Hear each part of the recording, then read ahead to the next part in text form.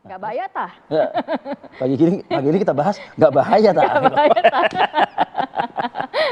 Ya menarik juga ya sebenarnya untuk dibahas karena ternyata juga masih menjadi sorotan juga mengenai tahun Iya. politik dan juga kalau melihat kan ditayangkan tidak hanya kemarin di Depok, di Makassar dan lain beberapa daerah lainnya. Ini kalau lihat, wah banyak banget loh Vi yang hadir loh mendukung Amin ini kan? Tapi mendukung Amin ya? Kan ya kalau hadir masa Nggak, soalnya kan ada cerita-cerita yang tersisa dari Makassar dan juga di beberapa wilayah, hadiah yang disodorkan. Door prize-nya gitu. Nah ini coba mungkin kita akan coba gali gitu ya dengan beberapa narasumber pada pagi hari ini di studio sudah hadir. Alhamdulillah ada Mas Muhammad Khalid, juru bicara dari PKS. Selamat pagi. Selamat pagi. Assalamualaikum. Waalaikumsalam warahmatullahi wabarakatuh, Mas Arief, Mbak Rati. Wow. Makasih sudah diundang.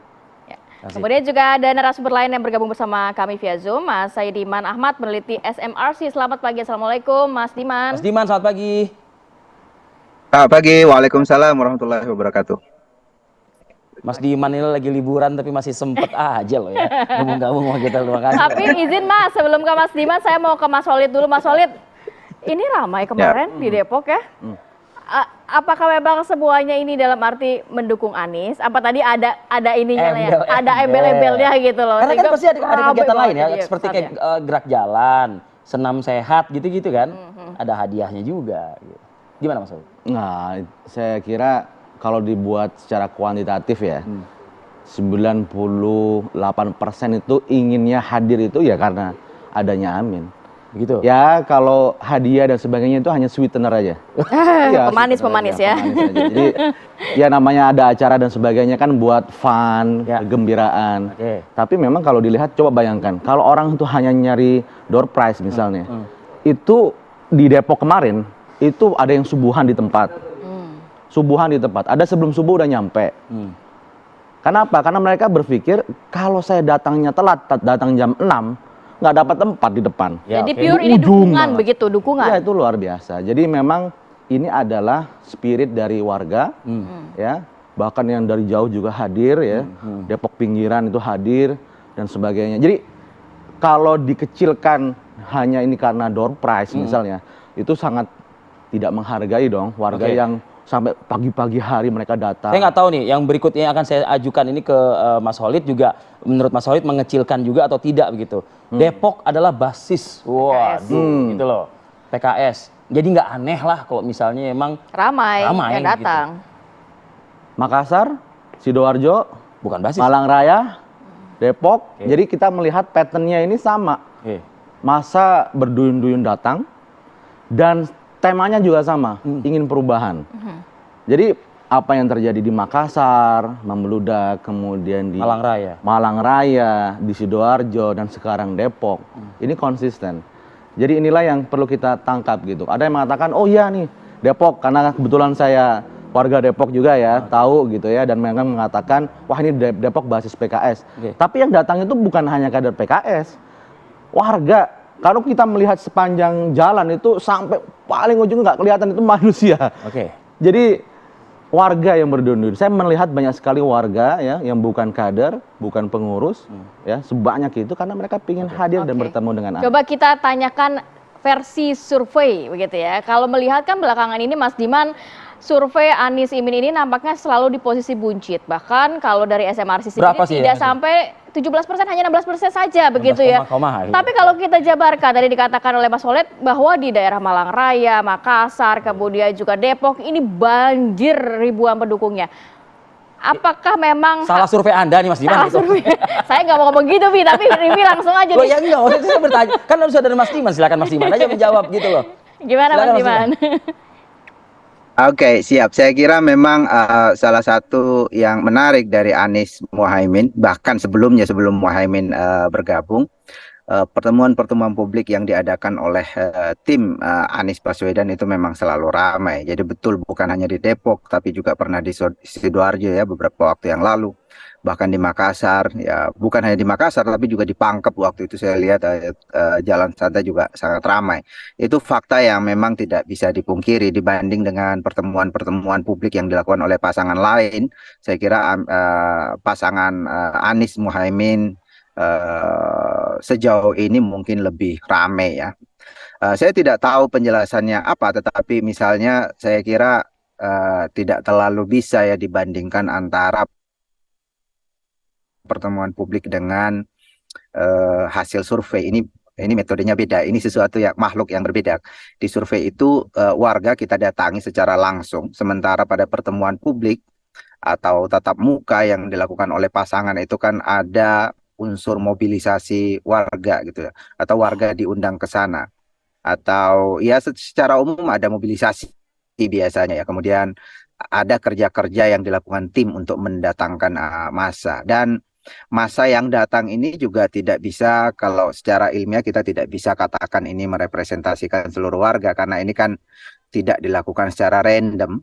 Sementara di dalam survei kan kita cuplik hanya 1.200 atau paling banyak 2.400, atau pernah kita melakukan survei hanya menggunakan responden 5.000 orang gitu ya. Sementara yang datang ini kan mungkin ratusan ribu atau puluhan ribu. Jadi dari situ saja sudah tidak sama gitu ya. Kalau kita jumlah absolut ya mungkin hasil survei akan dikatakan ya jumlahnya beda nih, kita cuma pakai 5.000 responden sementara yang datang ini puluhan ribu atau ratusan ribu. Tetapi di dalam survei yang kita lakukan, massa yang kita atau publik yang kita tanyain itu adalah publik yang terpilih secara random, secara ilmiah, sehingga di dalam ilmu pengetahuan kita bisa melakukan klaim representasi dari publik dari hasil survei. Oke, kemudian mungkin saya juga, ya. Mas Diman, kalau gitu mungkin gini aja Mas Diman, surveinya dilakukan setelah pergerakannya Amin ini gitu loh. Jadi misalnya survei di Makassar setelah Amin, survei di Sidoarjo, survei di Malang Raya, survei di Depok begitu. Kalau memang ternyata masih 17%, ya berarti benar yang disampaikan oleh Mas Diman. Ada mobilisasi, ada penggerakan massa di situ. Kita lanjutkan ya Mas Diman, jawaban Anda kita tunggu di segmen berikutnya. Tetaplah bersama kami di Apa Kabar Indonesia Pagi. Langsung saja kita bergabung lagi dengan narasumber kita, ada Mas Muhammad Khalid dan juga ada Saidiman Ahmad. Saya ingin melanjutkan nih yang tadi Mas Diman terputus. Gimana tanggapan Anda Mas Diman?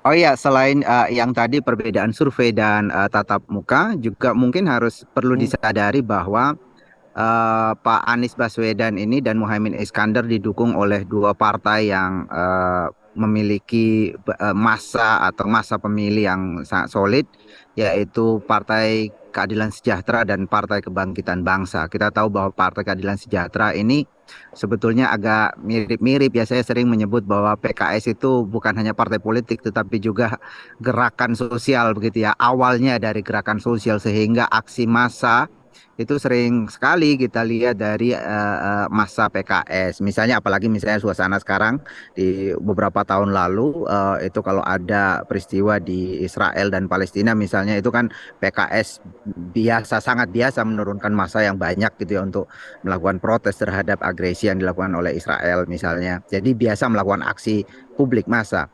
Masa PKB juga demikian. Kita tahu bahwa basis masa PKB ini adalah Nahdlatul Ulama. Jadi hampir semua pemilih PKB itu adalah Nahdlatul Ulama. Yang kita tahu ritualnya itu sering sekali atau sangat biasa dengan acara kumpul-kumpul. Ini menjadi ciri khas Nahdliyin gitu ya. Jadi kalau kemudian dua partai ini bertemu dan lalu kemudian mereka menunjukkan massa yang begitu besar, memang itu tradisinya begitu. Kita tahu bahwa NU tiap tahun bahkan setiap ada peristiwa atau peringatan Hari Besar Islam misalnya kan sering sekali melakukan ritual kumpul-kumpul. Jadi habitatnya baik PKS maupun PKB ini adalah mereka biasa berkumpul gitu. Jadi saya kira ini tidak terlalu mengherankan. Yang ketiga, Depok, kemudian Makassar sebelumnya, juga Sidoarjo itu kan basis-basis massa PKS maupun atau setidaknya basis massa Anies gitu ya. Di Makassar mungkin lebih direpresentasikan oleh massa Nasdem misalnya, juga sebagian Golkar di sana juga kuat, dan saya kira Golkar di Sulawesi Selatan melalui Yusuf Kalla itu cukup dekat dengan Anies Baswedan. Di Sidoarjo misalnya di sana ada basis massa PKB, kemudian di Depok basis massa PKS misalnya yang mendukung Anies Baswedan. Jadi ada jika kemudian tatap muka yang dilakukan Anies di tempat-tempat itu membludak, jadi itu juga tidak mengherankan karena itu adalah basis massa mereka. Tetapi sekali lagi bahwa tatap muka yang melibatkan banyak orang itu belum tentu kita bisa menyebut itu representasi dari dukungan seluruh Baik, publik di Indonesia karena masyarakat. ini kan sifatnya tidak random gitu ya. Oke. Baik, saya mau ke Mas Khalid. Hmm. Ini dengan dukungan yang cukup banyak yang kehadiran saat pertemuan publik itu dikatakan beberapa poin yang disampaikan oleh Mas Diman juga ini juga bukan representasi bahwa ini merupakan dukungan dari masyarakat Indonesia karena tadi ada beberapa poin yang juga disoroti mengenai basis suaranya tadi di daerah-daerah tersebut, kemudian juga PKS dan juga PKB ini memang sering kumpul, jadi mungkin wajar begitu saat ada momentum tertentu basis PKS dan juga PKB ini berkumpul. Ya, penjelasan-penjelasan itu kan banyak tafsirnya juga ya. Tapi memang yang kami rasakan adalah saat ini adalah kita bekerja bareng dengan warga. Itu auranya, vibrasinya itu kerasa banget. Jadi mungkin kalau kita tidak datang langsung, bagaimana kita menangkap warga itu berduyun-duyun, datang dari jam 4:30 pagi, jam 4 pagi, itu kita terharu gitu. Mereka mengorbankan waktunya, mereka datang, mereka ingin bertemu dengan calon pemimpinnya. Vibrasi ini menular. Jadi getaran perasaan warga, rakyat ingin bertemu dengan pemimpinnya. Ini bisa jadi itu nggak tertangkap oleh survei. Tapi vibes-nya ya, getarannya itu bisa menular ke banyak warga. Jadi saya lihat misalnya di survei. Ya survei, setiap survei punya metodologi ya. Kami menghormati lembaga-lembaga survei dengan metodologi dan fundingnya dan seperti apa. Tapi kalau kita melihat, kita juga harus melihat bagaimana real di masyarakat, grassroots-nya itu juga seperti apa. Kalau mau lihat real juga di masyarakat, kenapa tidak menjawab tantangan survei yang disampaikan oleh Mas Diman tadi? Jadi begini. Buatlah mungkin tatap muka itu di lokasi-lokasi yang bukan Anies, Ya. bukan Caimin, misalnya seperti itu. Ya itu terserah lembaga survei ya. Saya ambil contoh begini. Kita kan seperti saya, karena saya Depok, saya juga nyalon dari Depok. Saya ketemu dengan warga, ya. Saya tanyakan harga-harga kebutuhan pokok mahal atau murah. Mereka menjawab 100% mengatakan mahal. Saya tanya mahal atau mahal banget? Mahal banget begitu ya. Tapi kenapa surveinya puas? Oke. Nah, ini juga rating atau kepuasan terhadap pemerintahan itu tinggi loh. Iya, makanya 50%. lembaga survei mengatakan sangat tinggi. Tapi ketika ditanya harga-harga beras mahal Mungkin nggak mahal? dalam sisi mungkin harga beras, pangan dan Ya lain kan, sebagainya. isu ekonomi kan paling tinggi. Kalau Ya. di lembaga survei itu Tapi apa? tidak serta-merta para pemilih yang memang merasakan harga Nah, beras ini mahal. Inilah yang kemudian kita memilih melihat Amin ada begitu. kontradiksi. Ada kontradiksi. Nah, sehingga makanya tadi saya mengatakan survei mengatakan approval rating bagus, kepuasan tinggi, tapi kenapa ketika ditanya harga-harga bahan mahal nggak? Mahal banget. Anda berarti mempertanyakan seperti dong, itu. jangan-jangan yang dikasih. Nah, inilah kemudian kita harus mempertanyakan dalam arti ini kenapa kok yang dirasakan oleh masyarakat berbeda dengan di survei. Bisa jadi katakanlah desain pertanyaannya, ya, cara menanyakannya. Misalnya begini nih, kalau misalnya setelah kenaikan harga BBM ketika beras melonjak, coba tanyakan approval rating bagus nggak? Mas ini narasi pertanyaannya kayak ya, gitu. misal nih, Mas Arief sebagai warga, Oke. apakah harga-harga mahal? Mahal. Apakah Anda setuju dengan kepuasan pemerintah? Bisa jadi jawabannya beda. Oke. Nah, maksud saya begini, kita juga melihat desain pertanyaan juga harus dilihat juga. Baik. Tapi di sini poinnya adalah kami di PKS, pasangan Amin dan partai pengusung, kita bekerja terus saja lah buat Tapi warga. ada survei internal nggak sih, Bang? Kita punya survei internal dan yang keberapa alhamdulillah besarannya? yang kita usernya juga kita sendiri, tidak kita publish sebagai bagian dari part of strategi, sehingga kita melihat ini bagus, on the track. Oke. Amin on the track, dan vibrasi getaran yang dirasakan oleh warga Oke. itu inline dengan apa yang kita lakukan. Mas Diman, terakhir dari Anda mungkin menjawab tudingan tadi ya, pertanyaan tadi terhadap survei, approval rate-nya itu tinggi, tapi kalau ketika di Depok Di lapangan, contohnya di lapangan bertanya langsung. kepada masyarakat, pada grassroots, ternyata itu opposite ya dengan hasil survei Anda. Silakan Mas Diman, singkat saja. Ya, saya kira betul ketika kita juga selain approval rating kita juga ada pertanyaan sebetulnya persoalan-persoalan yang dianggap oleh publik masih menjadi isu yang harus direspon ya, salah satunya memang harga-harga kebutuhan pokok ketika mengalami kenaikan, misalnya waktu itu pernah minyak goreng naik ya, publik mengeluh soal itu, ketika beras naik publik mengeluh soal itu, tetapi kan pertanyaan tentang approval rating ini sifatnya umum, jadi betul bahwa ada satu persoalan tetapi hal lain juga kan harus dimasukkan variabel variabelnya. Misalnya pembangunan infrastruktur, misalnya ada kebijakan-kebijakan terkait dengan kebijakan-kebijakan yang menyangkut kesejahteraan ya, apa namanya, kartu Indonesia Sehat, kartu Indonesia Pintar dan seterusnya, itu juga diapresiasi gitu ya. Itu yang pertama. Yang kemudian yang kedua, kenapa approval rating tinggi padahal ada persoalan?